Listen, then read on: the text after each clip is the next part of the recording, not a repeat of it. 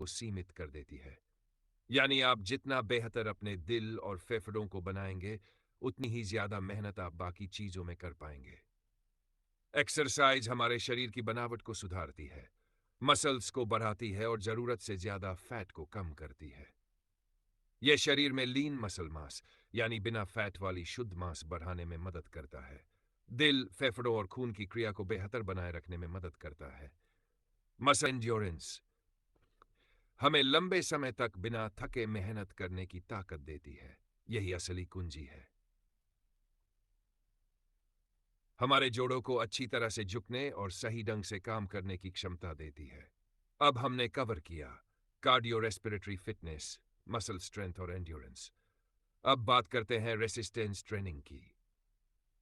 इसका उद्देश्य है कि मांसपेशियों पर तनाव डाला जाए, जिससे वह थोड़ी टूटे और फिर रिकवरी के दौरान वे और मजबूत बने। यही तरीका होता है मसल मास बनाने का, ताकत बढ़ाने, पावर विकसित करने और सहन शक्ति बनाने का।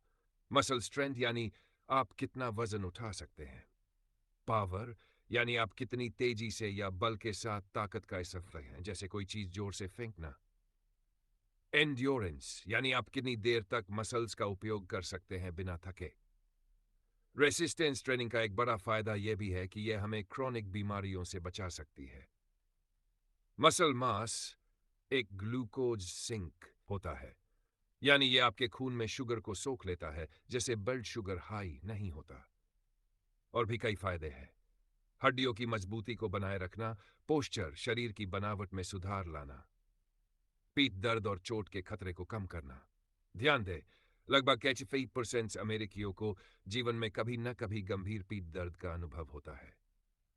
स्ट्रेंथ बनाम पावर, यह एक अलग चर्चा है, लेकिन भाव यह है कि स्ट्रेंथ यानी ताकत, कितना वजन उठा सकते हैं। पावर यानी ताकत को कितनी तेजी से और प्रभावशाली तरीके से इस्तेमाल कर सकते हैं। अगर